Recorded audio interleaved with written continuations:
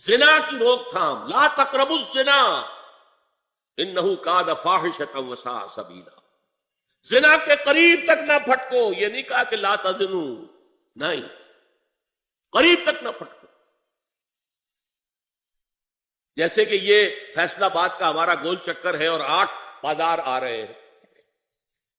اب کوئی سرکاری پروگرام یہ ہے کہ اس گول چکر تک، چوک تک کوئی بھی جلوس نہ پہنچے، تو 8 بازاروں کو بند کرو گے نا. لہذا دور دور تک اللہ تعالی نے وہ حدیں لگا دی ہیں کہ زنا کی ترغیب نہ ہو، زنا کے راستے جو ہے وہ مسدود ہو جائیں.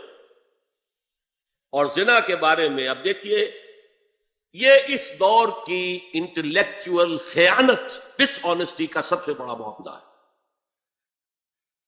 جدید نفسیات کا بابا آدم مانا جاتا ہے فرائڈ، اور فرائڈ کے نزدیک انسان کے محرکات عمل میں سب سے زیادہ طاقتور، سب سے زیادہ پوٹنٹ سیکس ہے. مارکس نے قرار دیا پیٹ کو معاشی ضرورت، فرائڈ نے کہا نہیں، سیکس ہے اصل شے، اصل محرک انسان میں. یہاں تک کہتا ہے ایڈیپس کمپلیکس، باپ اگر محبت بھری نگاہ سے بیٹی کو دیکھ رہا ہے تو یہ بھی سیکس ہے،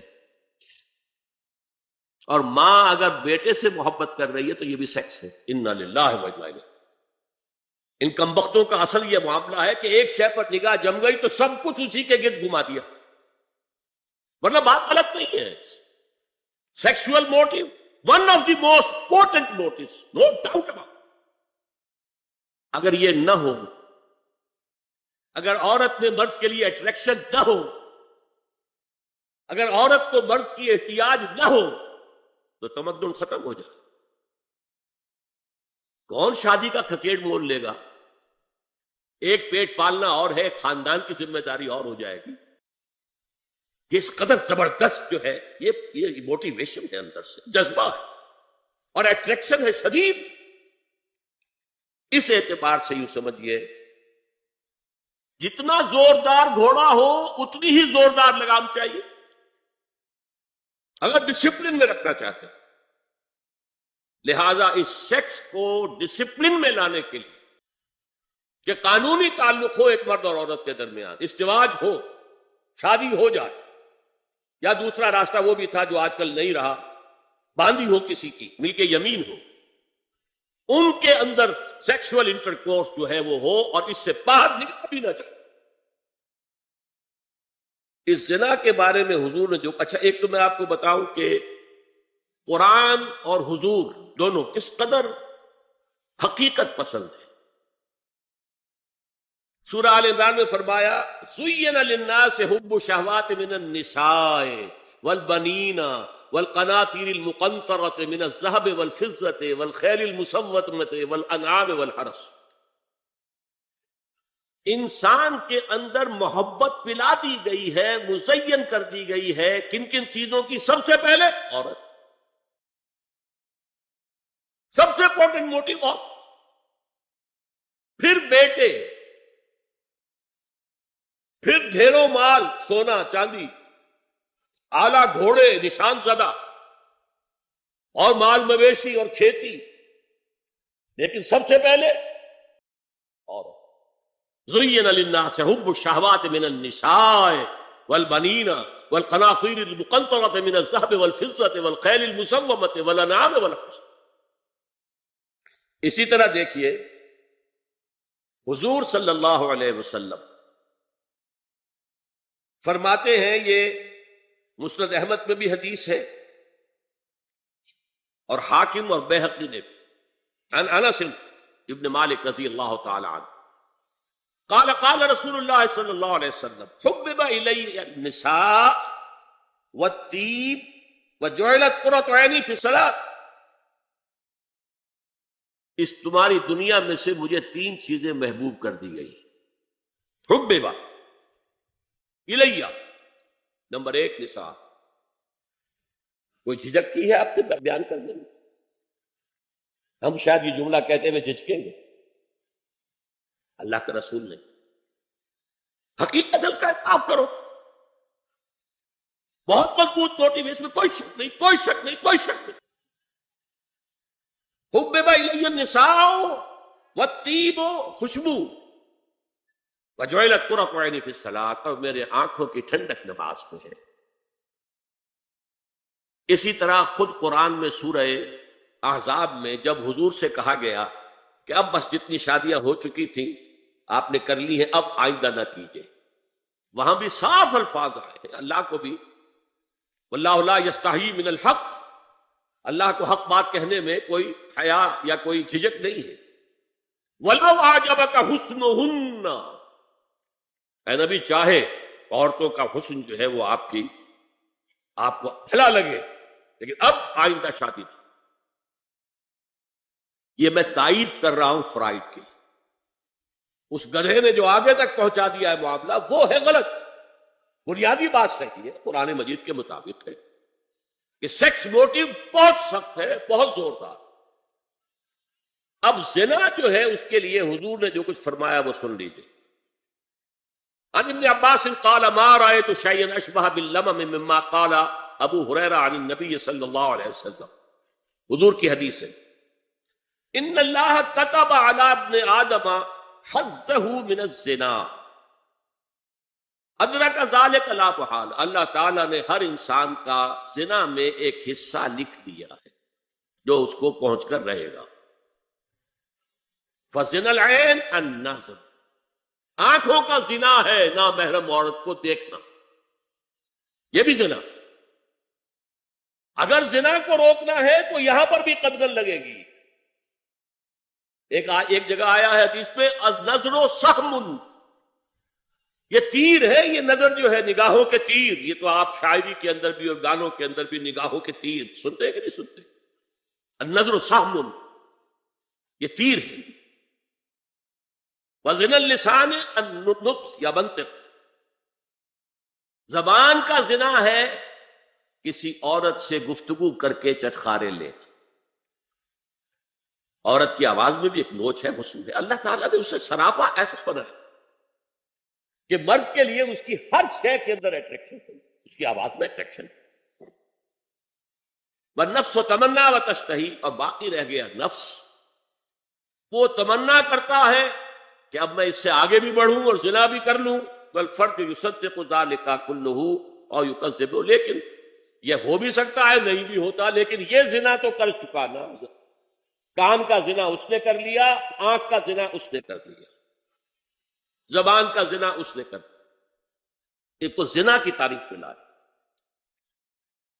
ایک اور روایت ہے جو مسلم میں ہے، عن ابی ہریرہ کتب علی ابن آدم نصیبہ من الزنا مدرک ذلک لا محالہ فالعینان زناہما النظر والاذنان زناہما الاستماع واللسان زناہما الکلام والید زناہا البطش والرجز زناہا الخطأ والقلب یہوی وطنا۔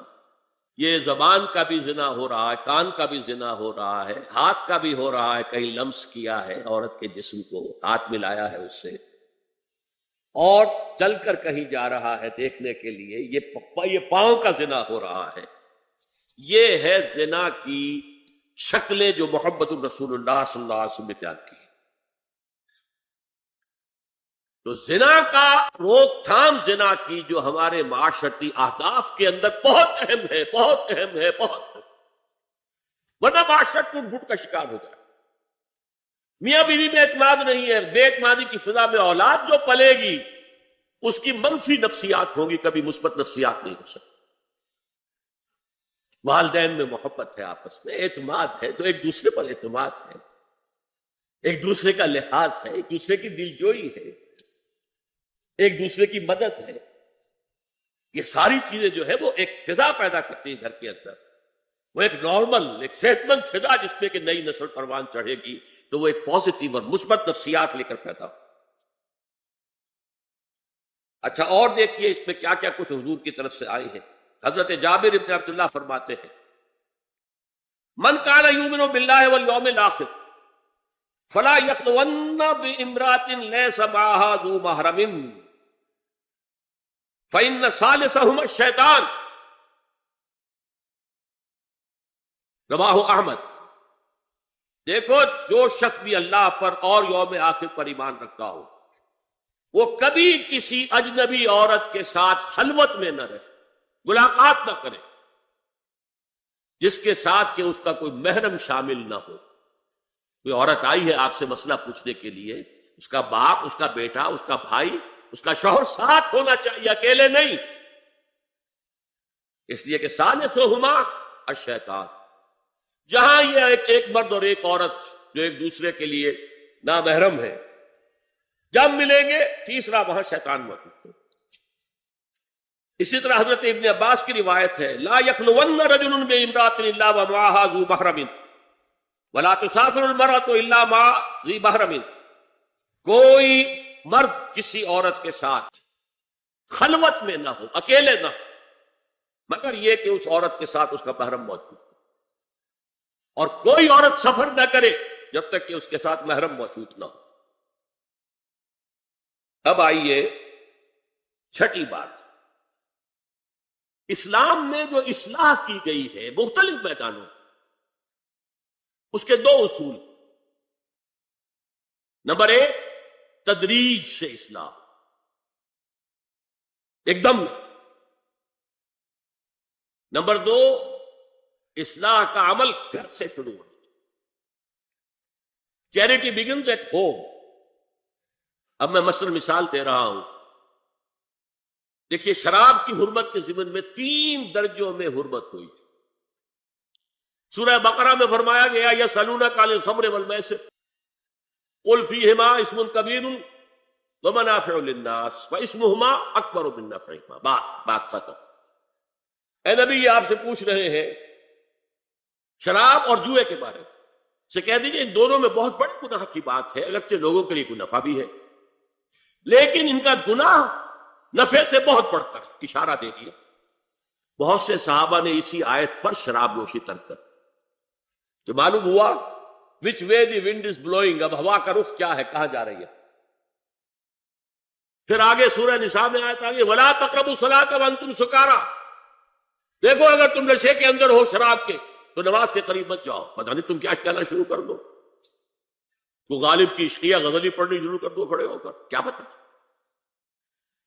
ایک اور مل گیا پوائنٹر، نماز جیسی شے سے روکنے والی شے جو عماد الدین ہے، تو بہت بری شے ہوئی، بہت سے لوگوں نے اس کے بعد چھوڑ دی۔ پھر آخری آیت آئی ہے یا ایھا الذین آمنوا انما الخمر والمیسر والانصاب والازلام رجس من عمل الشیطان، یہ شیطانی اعمال ہیں، گندگی کے اعمال۔ فاجتنبوہ لعلکم تفلحون، تو ان سے بچو، اجتناب کرو تاکہ تم فلاح پاؤ۔ انما یرید الشیطان ان یوقع بینکم العداوۃ والبغضاء فی الخمر والمیسر، یہ شیطان یہ چاہتا ہے کہ شراب اور جوئے کے ذریعے سے تمہارے مابین دشمنی پیدا۔ شراب میں آدمی لڑ پڑا، جوئے کے اندر بھی ہارتا ہارتا ہارتا آخر کھڑا ہو جاتا، مار پیٹ کے اوپر تیار، ہلاک کرتا۔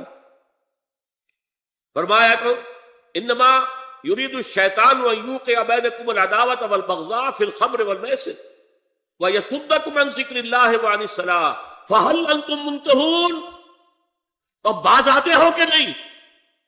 یہ بڑا دھمکی کا انداز ہے۔ اب کچھ لوگ کیا کہتے ہیں، جی یہاں پہ حرام کا لفظ تو نہیں آیا، انا للہ و انا الیہ، انتم منتہون، باز آتے ہو کہ نہیں۔ اس سے زیادہ روکنے کا کوئی معاملہ ہو سکتا؟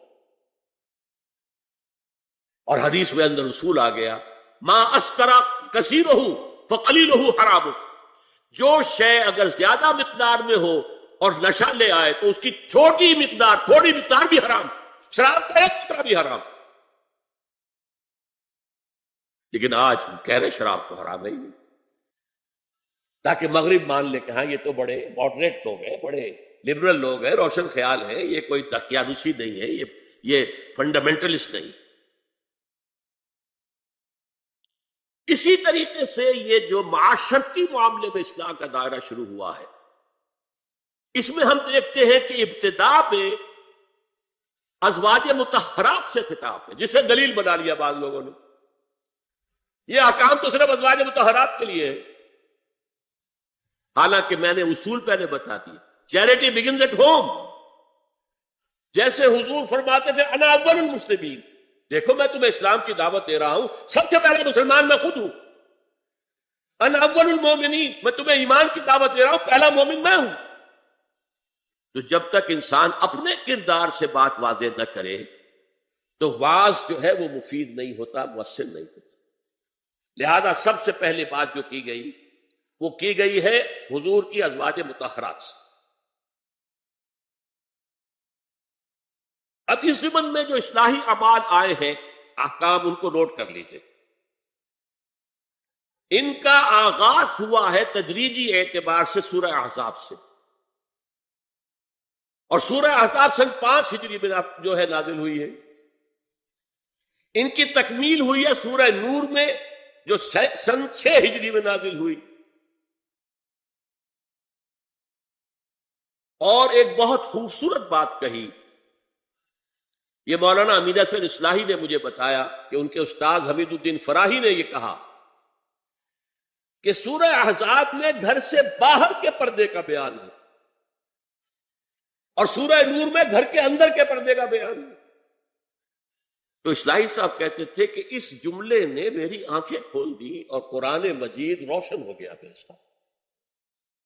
ورنہ اگر یہ بات سامنے نہ ہو تو آدمی اٹکتا، جگہ جگہ پر اشکالات پیدا ہوتے۔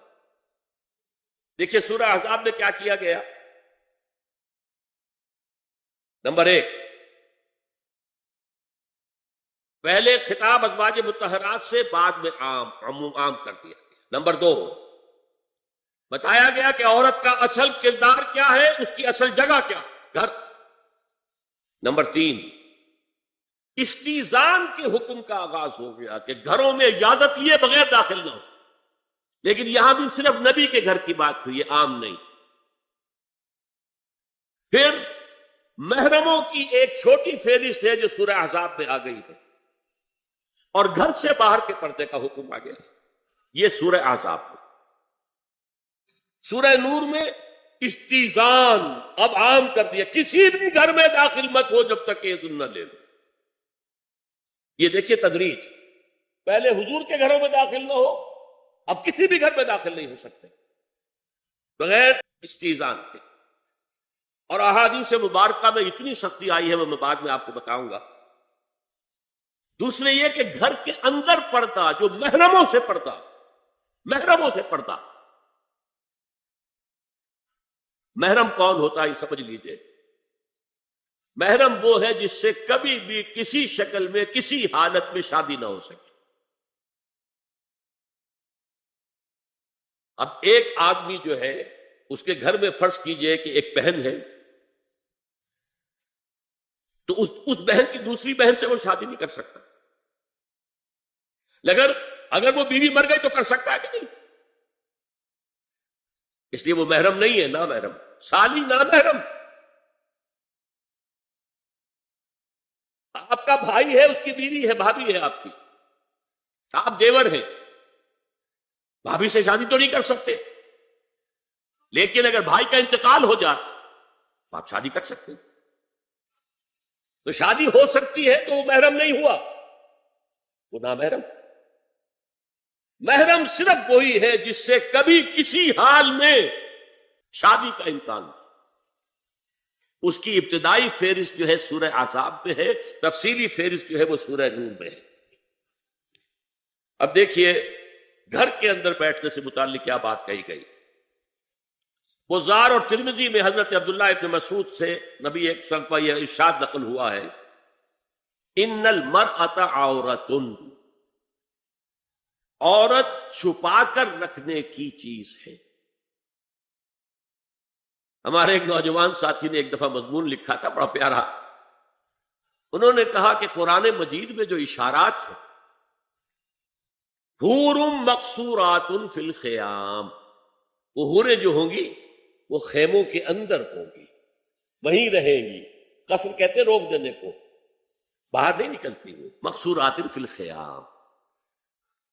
حوروں کا کانہن لؤلؤ مکنون، ایسے ہوں گے کہ جیسے کہ موتی جسے چھپا کر رکھا جائے۔ عورت چھپا کر رکھنے کی شے ہے. المرأۃ کلھا عورت.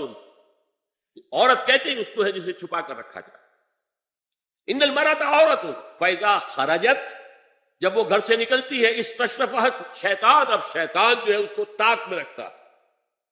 وَأَقْرَبُ مَا تَكُونُ لِرَوْحَةِ رَبِّهَا وَهِيَ فِي قَعْرِ بَيْتِهَا، وہ اپنے رب کی رحمت سے قریب ترین ہوتی ہے جبکہ اپنے گھر کے بھی کسی اندرونی حصے میں. صحن میں ہوگی تو شاید ادھر ادھر کے کوٹھوں سے نظر پڑ جائے. اسی لیے فرمایا مردوں کے لیے مسجد میں نماز افضل 28 گنا، اور عورت کے لیے گھر کی نماز مسجد سے افضل، گھر کے صحن کی مسجد سے افضل، دالان کی صحن سے افضل، کمرے میں اس سے افضل، اور کمرے کی کوئی بغلی کوٹڑی ہے تو اس میں سب سے افضل. یہ احادیث نبی اکرم صلی اللہ علیہ وسلم. مزاج ہے نا، اس سے بن رہا ہے، ایک معاشرت وجود میں آ رہی ہے. یہ ساری چیزیں کیوں آ رہی؟ اور سنیے، عبداللہ ابن احمد ابن حنبل نے زوائد الزہد میں اور ابن ابی شیبہ نے، ابن سعد نے اپنی کتابوں میں مسروق کی روایت نقل کی ہے کہ حضرت عائشہ جب تلاوت قرآن کرتے ہوئے اس آیت پر پہنچتی تھی وَقَرْنَ فِي بُيُوتِكُنَّ، تو بے اختیار رو پڑتی تھی. قرآن کہتا ہے اپنے گھروں میں رہو. حضرت عائشہ نے شہادت عثمان کے بعد باہر نکل کر لشکر کی قیادت کی. پھر ساری عمر افسوس رہا کہ میں نے غلط کہا. دیکھیے کیا معاملہ تھا. حضرت علی رضی اللہ تعالیٰ سے جنگ کی تھی، 10,000 آدمی ایک رات میں مرے، لیکن حضرت علی کا کردار کیا تھا؟ یہ نہیں کہ اب عائشہ شکست ہو گئی ہے تو لوڈی بنا لو. انا للہ و انا الیہ. اتنا احترام کیا ہے، مدینے کی چند عورتوں کو ساتھ دے کر بڑے احترام سے مدینے پہنچا دیا، وہاں کی عورتوں، کوفے کی عورتوں کو ساتھ دے کر، اور صرف یہ کہا کہ آپ کی یہ ذمہ داری نہیں تھی، آپ نے یہ ذمہ داری خام خواہ دے دی. صرف یہ، اور کچھ کوئی ملامت. حافظ ابو بکر بزدار حضرت انس سے روایت کرتے ہیں کہ عورتوں نے حضور سے عرض کیا کہ ساری فضیلت تو مرد لوٹ کے لے گئے، وہ جہاد کرتے ہیں، خدا کی راہ میں بڑے بڑے کام کرتے ہیں، ہم کیا عمل کریں کہ ہمیں بھی مجاہدین کے برابر اجر مل سکے؟ جواب میں آپ نے فرمایا من قعدت منکن فی بیتہا فإنہا تدرک عمل المجاہدین، تم میں سے جو شخص اپنے گھر میں بیٹھی رہے گی وہ مجاہدین کا اجر حاصل کرے. یہ ایک ہوا کا رخ ہے، بتایا جا رہا، یہ نظام ہے جس کو اس شکل میں دیا جا رہا. اب میں چاہتا ہوں سورہ احزاب کی جو آیات ہیں ان کے حوالے سے کچھ باتیں جو حکمت دین کی ہیں اور بہت اہم ہیں وہ آپ کے سامنے آ جائیں. دیکھیے، میں نے سب سے پہلے آیت پڑھی تھی لَقَدْ كَانَ لَكُمْ فِي رَسُولِ اللَّهِ أُسْوَةٌ حَسَنَةٌ. اے مسلمانوں، تمہارے لیے اللہ کے رسول کی زندگی میں ایک بہترین نمونہ ہے، اسوہ حسنہ. ایک بات اس میں غور طلب ہے، مردوں کے لیے تو اسوہ کامل ہے. مرد اگر سپہ سالار ہے تو اسوہ موجود ہے حضور کا، مرد اگر صدر ریاست ہے، خلیفہ ہے تو اسوہ موجود ہے رسول کا، کوئی قاضی القضات ہے تو اسوہ موجود ہے رسول کا، کوئی کسی مسجد میں خطیب ہے، امام ہے تو اسوہ موجود ہے، باپ کی حیثیت سے اسوہ موجود ہے، شوہر کی حیثیت سے اسوہ موجود ہے کہ نہیں؟ مردوں کی کوئی حیثیت ایسی نہیں جس کے لیے اسوہ حضور کی زندگی میں نہ ہو. لیکن ایک خلا ہے، عورت کی نسوانی زندگی کے لیے تو حضور کی زندگی میں کوئی اسوہ نہیں ہو سکتا. حضور مرد ہے. یہ ہے فلسفہ، یہ ہے حکمت دین کہ جس صورت میں یہ آیت آئی لَقَدْ كَانَ لَكُمْ فِي رَسُولِ اللَّهِ أُسْوَةٌ حَسَنَةٌ لِمَنْ كَانَ يَرْجُو اللَّهَ وَالْيَوْمَ الْآخِرَ وَذَكَرَ اللَّهَ كَثِيرًا. اے لوگو، اے مسلمانوں، تمہارے لیے اللہ کے رسول کی زندگی میں ایک اسوہ کامل ہے، عمدہ اسوہ ہے ہر اس شخص کے لیے جو اللہ کا امیدوار ہے اور یوم آخر کو بھی مانتا ہے اور اللہ کا ذکر کرتا ہے کثرت سے. اب اس خلا کو پر کیسے کیا؟ حضور کی ازواج کو بنایا گیا اسوہ خواتین کے. اور یہی ایک بہت سی اور بھی حکمتیں ہوں گی. ایک حکمت یہی تعدد ہے ازدواج میں، اور حضرت عائشہ کی اتنی کم عمر میں شادی کرنے میں ہے کہ دیر تک وہ امت کو پڑھاتی رہی، شوہر اور بیوی کے درمیان خالص پرائیویٹ معاملات کے اندر بھی ہدایت دیتی رہی. آخر وہ بھی انسان کی ضرورت ہے کہ نہیں؟ آپ کو معلوم ہے ایک مرتبہ بعض صحابہ نے آ کر کہا حضور یہ یہودی جو ہے ہم پر طنز کرتے ہیں کہ تمہارے نبی تمہیں بڑی چھوٹی چھوٹی باتوں کا حکم دیتے ہیں. آپ نے فرمایا کہ ہاں ہمارے نبی نے تو ہمیں استنجا کرنا بھی سکھایا. بجائے کسی کمپلیکس کے انفیریورٹی کے سپیریورٹی کی بات کرو. استنجا ضروری شے نہیں، گندگی سے نجات پانا ضروری شے نہیں، طہارت ضروری شے نہیں. ہمارے نبی نے تو استنجا کرنا بھی سکھایا. تو تعلق زن و شو کون بتائے گا؟ حضور بتائیں گے کہ ازواج کو ضرورت ہوتی ہے. بڑا مسئلہ ہے، روزے میں کہاں تک جا سکتا ہے انسان؟ آخر کون بتائے گا؟ ازواج مطہرات کو بتائے.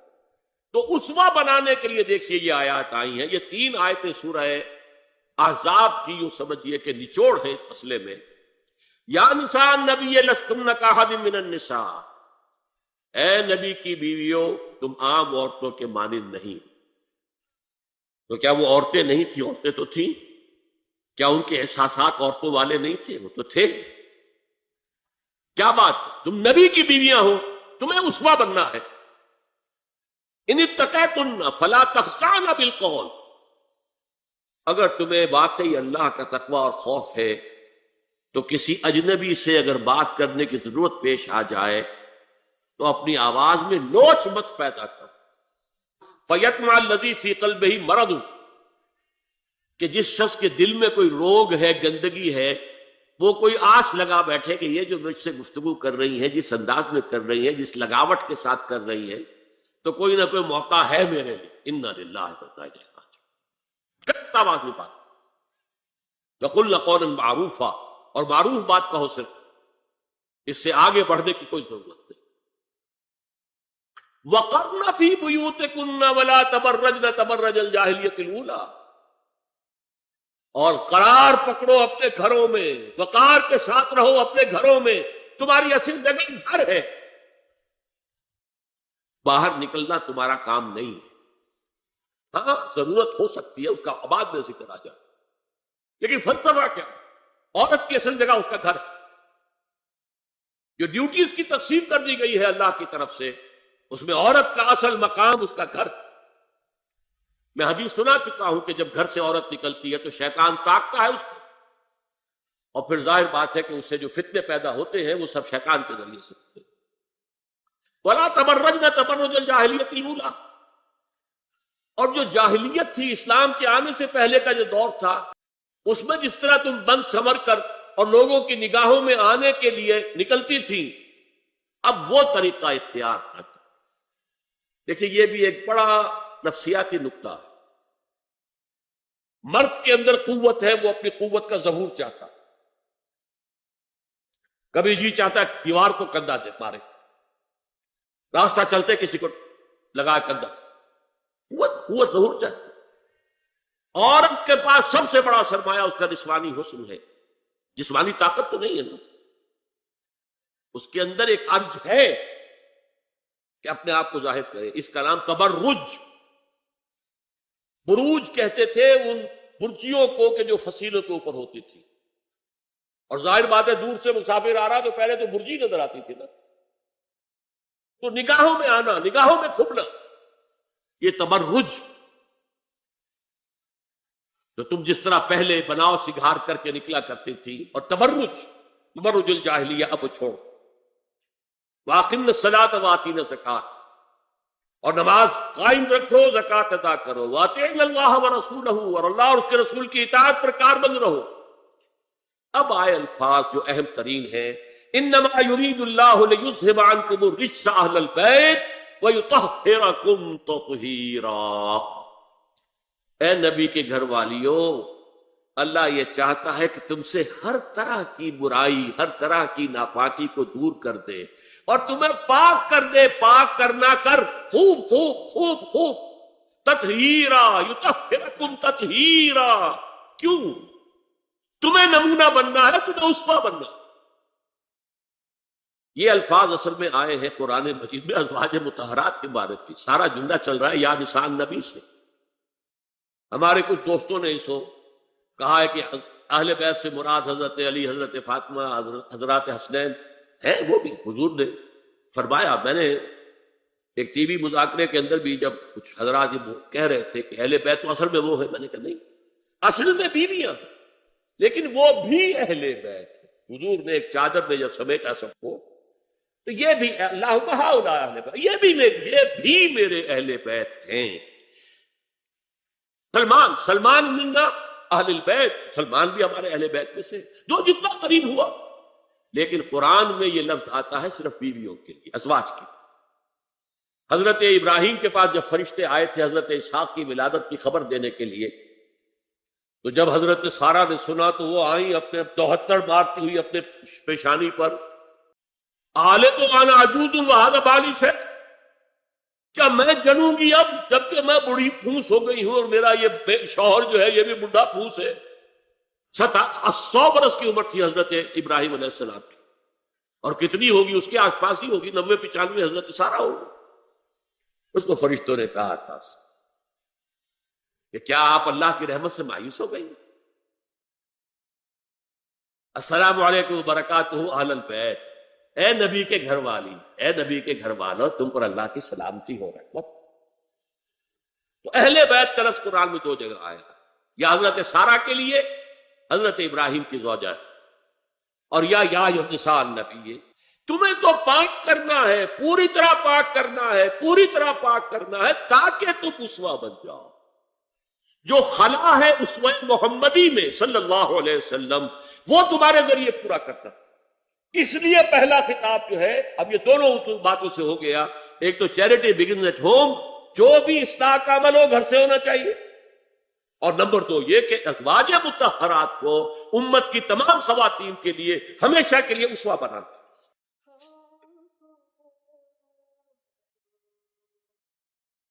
اسی طریقے سے استیزان کا معاملہ بھی آیا، لیکن وہ بھی صرف نبی کے گھروں تک آ رہا. یا ایھا الذین آمنوا لا تدخلوا بیوت النبی حتی یؤذن لکم. اہل ایمان، نبی کے گھروں میں داخل نہ ہوا کرو جب تک کہ اذن نہ دیا. یہ پرائیویسی، گھر کی پرائیویسی، اس پر میں تفصیل سے بعد میں بات کروں گا کیونکہ تفصیل اس کی آئی ہے سورہ نور میں. میں نے عرض کیا نا، ان احکام کا آغاز ہوا جیسے شراب کی حرمت، آغاز سورہ بقرہ، پھر سورہ نساء، پھر سورہ مائدہ. اسی طرح اس کا اختتام جو ہوا وہ سورہ نور میں. تو مت داخل ہوا کرو. اور اس کے بعد فرمایا وَإِذَا سَأَلْتُمُوهُنَّ مَتَاعًا فَاسْأَلُوهُنَّ مِنْ وَرَاءِ حِجَابٍ. اور دیکھو اگر نبی کی بیویوں سے کوئی چیز مانگنی ہو تو پردے کی اوٹ سے مانگ. یہ حجاب کا لفظ آیا ہے جس کو کہا جاتا ہے کہ حجاب کا کوئی حکم قرآن میں ہے ہی نہیں. پہلے وہاں کے گھر کھلے ہوتے تھے پر کوئی پردہ وردہ نہیں ہوتا تھا، اور گھر کوئی کنالوں کے اور ایکڑوں کے تو نہیں ہوتے تھے، چھوٹے چھوٹے گھر. لیکن یہاں پر فرما دیا گیا پردے. اس کے بعد سے جب سے یہ آیت اتری گھروں کے اوپر پردے ڈالتے. اب ظاہر بات ہے کہ اس میں چہرے کا پردہ ہی ہوا نا، چہرے کا پردہ، حجاب. اسی کو حضرت عائشہ نے آیت الحجاب قرار دیا.